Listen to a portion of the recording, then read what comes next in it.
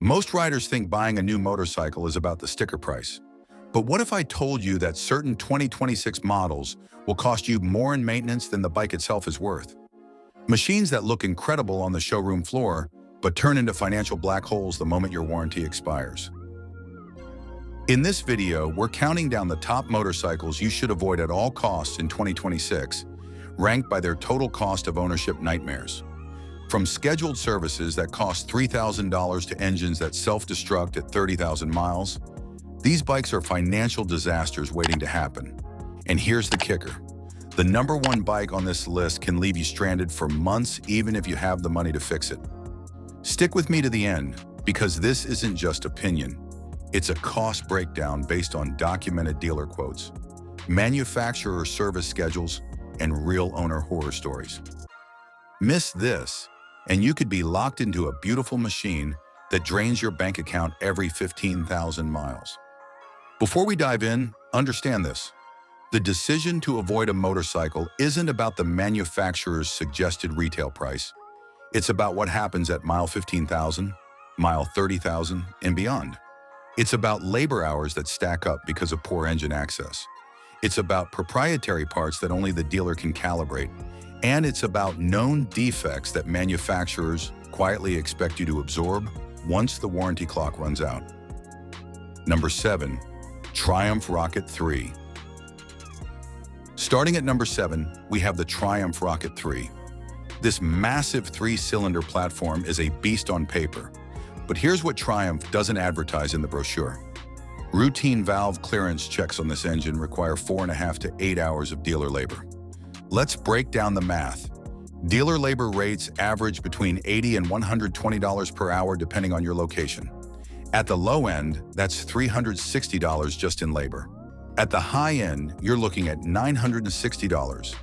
Add in parts, fluids, and shop fees, and the complete valve check and adjustment runs between $400 and $650.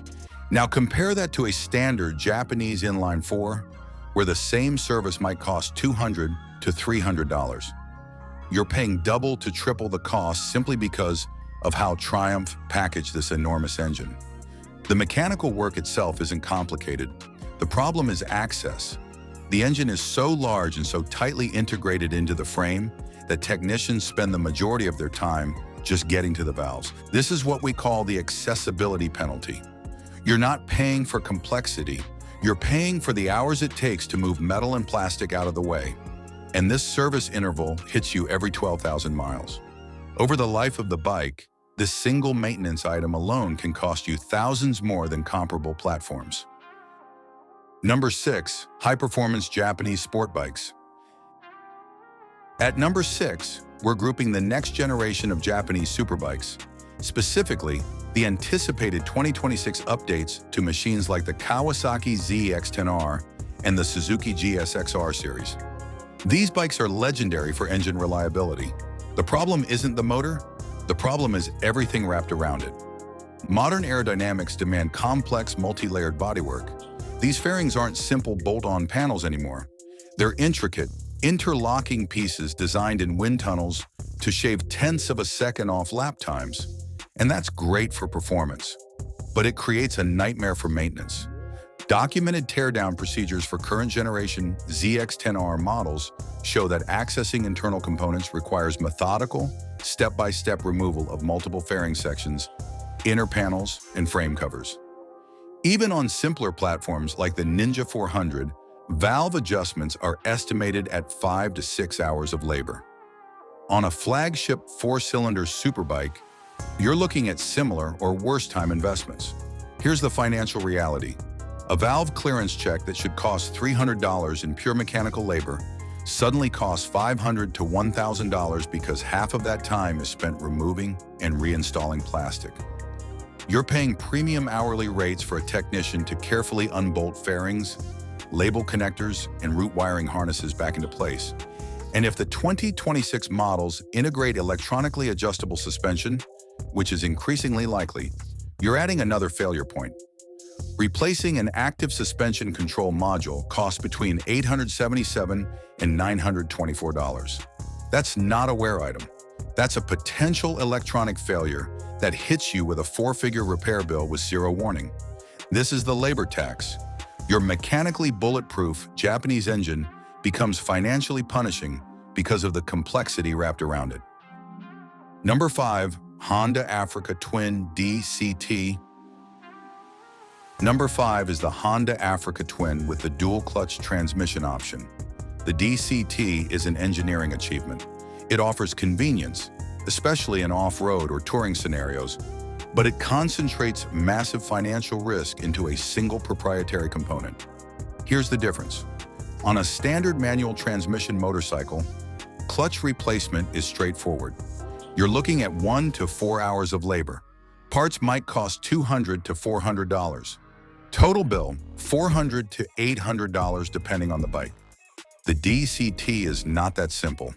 This is a highly integrated, electronically controlled hydraulic transmission.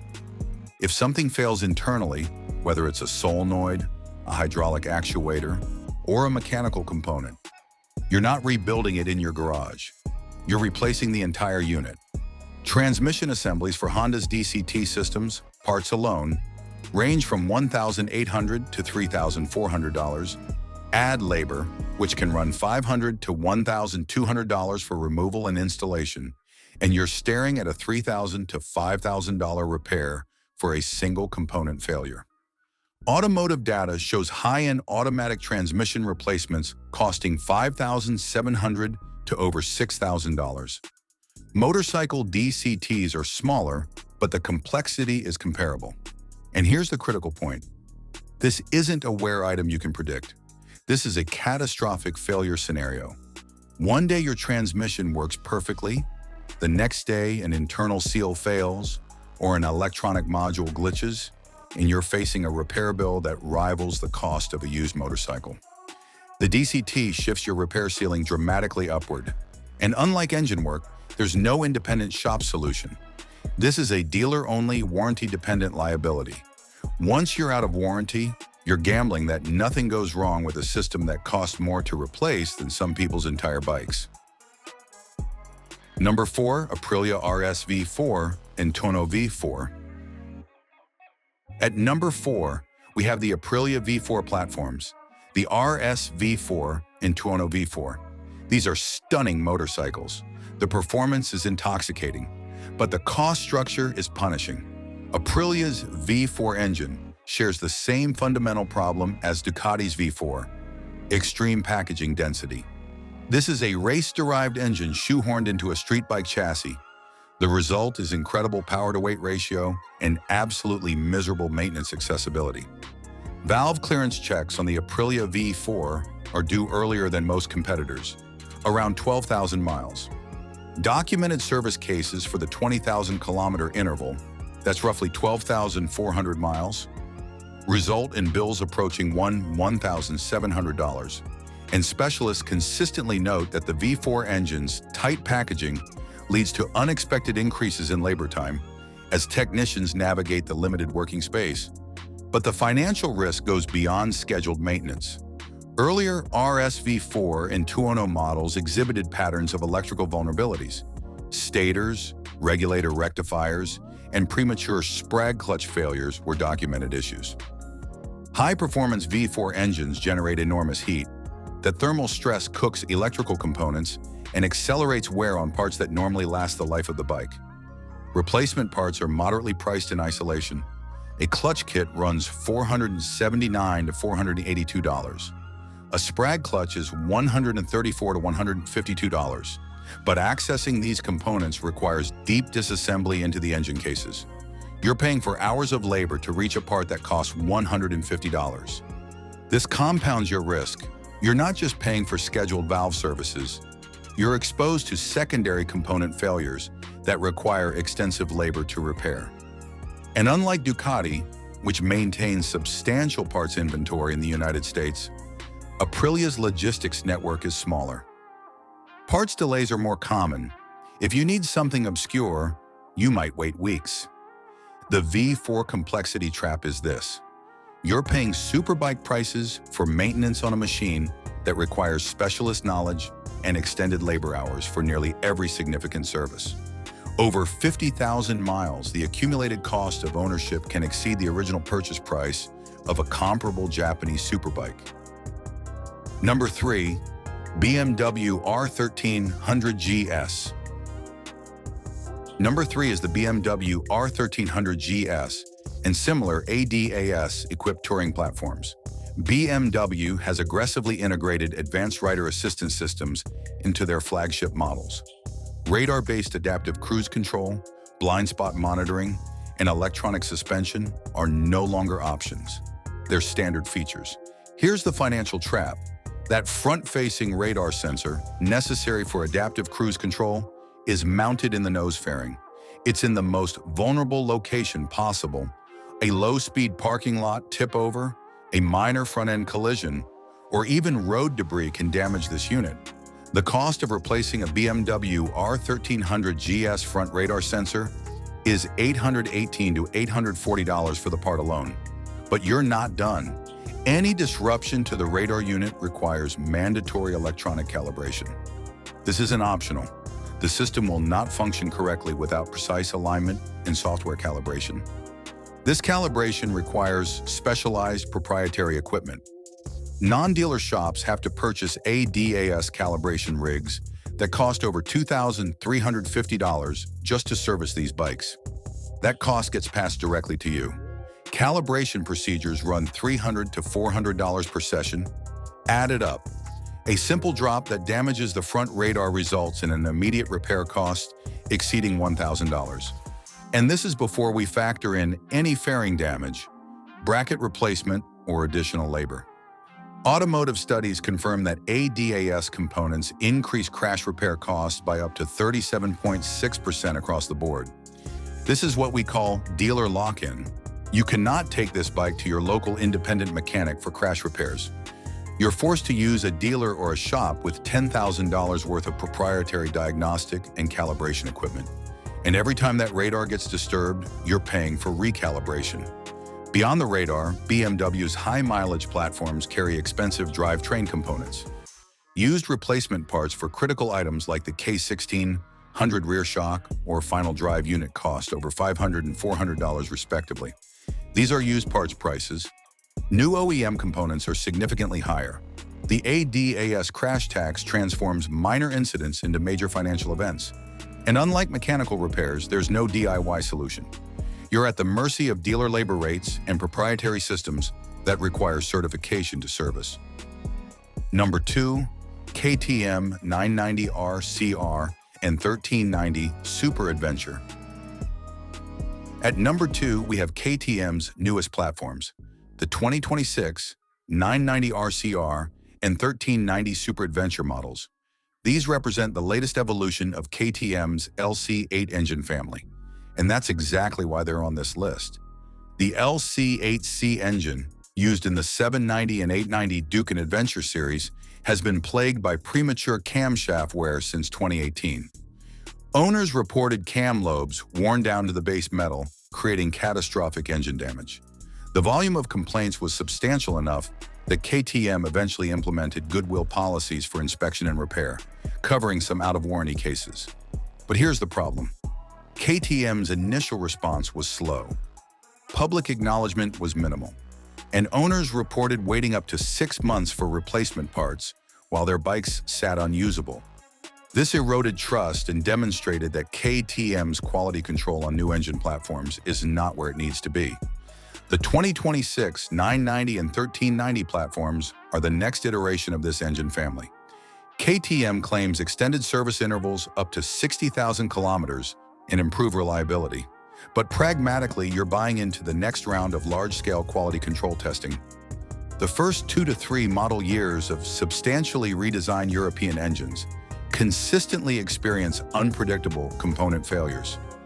The financial consequences of catastrophic failure are severe. Replacing an electronic component like an ABS module on a KTM costs around $1,800. If the engine requires major top-end work outside warranty, parts alone for the 890 platform exceed $860 for cylinder heads and camshafts. A used replacement engine assembly can cost over $2,800. This is the early adopter gamble. You're paying full retail price to be a test rider for an engine family with documented reliability issues in its previous generation. And if something fails after your warranty expires, you're absorbing the full cost of repair on a platform that hasn't proven long-term durability. The smart financial move is to wait. Let the first 2 model years shake out the defects. Let other owners discover the weak points. Then consider purchasing when the platform has established a track record. Jumping in immediately exposes you to maximum risk with zero data on real-world longevity. Now, before we get to the #1 bike you should avoid, let's talk about why this matters. Every motorcycle on this list can be an incredible riding experience. But the question you have to ask yourself is this: can you afford the true cost of ownership? Not the payment, not the insurance. The cost when that 15,000-mile service comes due. The cost when an electronic module fails at 35,000 miles. The cost when you realize that the bike you love is slowly bankrupting you through dealer labor hours and proprietary parts. If you're finding this breakdown useful, this is the kind of analysis we do regularly. We cut through manufacturer marketing and focus on real-world cost data. More content like this is coming. #1. Ducati Panigale V4, Street Fighter V4, and Desmo platforms. And now #1. The motorcycle you should avoid above all others in 2026. Ducati's V4 and Desmo valve platforms. Specifically, the Panigale V4, Street Fighter V4, Dival V4, and any Ducati utilizing the Desmo valve system. Ducati's Desmo system is an engineering showcase. Valves are mechanically opened and closed without reliance on springs. This allows higher RPM limits and more aggressive cam profiles. It's a racing technology, and it's a financial disaster for street riders. Here's why. The Desmo system uses 2 separate rockers and cams per valve, one to open, one to close. This doubles the complexity of the valve train compared to a conventional spring and bucket design. And every single one of those components requires precise clearance checking and adjustment. The major maintenance procedure, called the Desmo service, is the single largest cost exposure in motorcycling. Ducati has extended these intervals to 15,000 miles for many V-twin models and 18,000 miles for the latest V4 platforms. That sounds reasonable until you see the bill. Dealer quotes for the 15,000-mile Desmo service on V4 models range from $1,650 on the low end to $3,000 on the high end, $1,000 on the high end. The average falls around $2,000 to $2,500. This is for a routine scheduled maintenance item. Let's put that in perspective. A comparable valve service on a Japanese inline 4 costs $300 to $600. You're paying 4 to 5 times more for the same fundamental service, and the cost is driven almost entirely by labor hours. Ducati V4 engines require 10 to 14 plus hours of labor for the Desmo service. The valve adjustment procedure itself is complex, yes, but the majority of billable time is spent on disassembly and reassembly. The V4 engine is so tightly packaged within the chassis that technicians must remove fairings, radiators, exhaust components, and subframe elements just to access the cylinder heads. This creates a predictable market phenomenon called the strategic Desmo dump. Owners know this service is coming. They watch the odometer tick toward 15,000 miles, and they sell the bike at 14,000 miles, transferring the multi-thousand-dollar liability to the next buyer. This market behavior is documented and widespread. It's a clear indicator that even dedicated Ducati enthusiasts view this maintenance cost as prohibitive. They'd rather absorb depreciation and trade the bike than pay for the service. But here's what makes Ducati the #1 bike to avoid. This isn't a one-time cost. This service interval repeats. At 30,000 miles, you're paying another $2,000 to $3,000. At 45,000 miles, again. Over the realistic service life of the motorcycle, you're paying $8,000 to $12,000 just for valve services. Compare that to a Yamaha MT-10 or a Kawasaki ZH-2. Over the same mileage, valve services might total $2,000 to $3,000. You're paying an additional $6,000 to $9,000 purely because of Ducati's proprietary valve system. And the V4 makes it worse. Earlier desmodromic platforms, like the Testastretta V-twins, were challenging but manageable for skilled independent mechanics. The V4 is so complex and so tightly packaged that even experienced specialists struggle with efficiency. Labor hours creep upward because of the sheer difficulty of access. This is the financial black hole. Every 15 to 18,000 miles, you're hit with a mandatory, multi-thousand-dollar service that you cannot avoid, cannot DIY without extensive training and tools, and cannot price shop effectively because dealer labor rates are standardized. Beyond the Desmo service, Ducati V4 platforms are loaded with proprietary electronics. Traction control, wheelie control, cornering ABS, and ride-by-wire systems are all integrated. If any of these systems fail, you're looking at dealer-only diagnostics and expensive electronic components that often can't be repaired, only replaced. Ducati does offer service plans, but read the fine print. These plans cover scheduled maintenance within a time window. They don't cover wear items, they don't cover crash damage, and they don't cover electronic failures outside the warranty period. You're prepaying for services that you'll receive anyway. You're not eliminating risk, you're just spreading the cost. The pragmatic reality is this: Ducati motorcycles are designed for riders who prioritize experience over economics. If you have unlimited resources and view maintenance as part of the ownership ritual, these are incredible machines. But if you're cost-conscious, if you're planning to keep the bike past 30,000 miles, or if the idea of a $2,500 service every 18,000 miles makes you uncomfortable, avoid Ducati's desmodromic platforms entirely. There are equally thrilling motorcycles on the market that deliver comparable performance without the financial burden. Japanese superbikes offer similar power with valve services costing 1/5 as much. European alternatives like Aprilia, while still expensive, don't hit the same stratospheric maintenance costs as Ducati's V4 lineup. Now that you know which bikes to avoid, you're probably wondering which motorcycles are actually worth buying in 2025. We've got the complete breakdown in our video covering the 25 motorcycles everyone's buying right now. Machines that won't drain your wallet every service interval.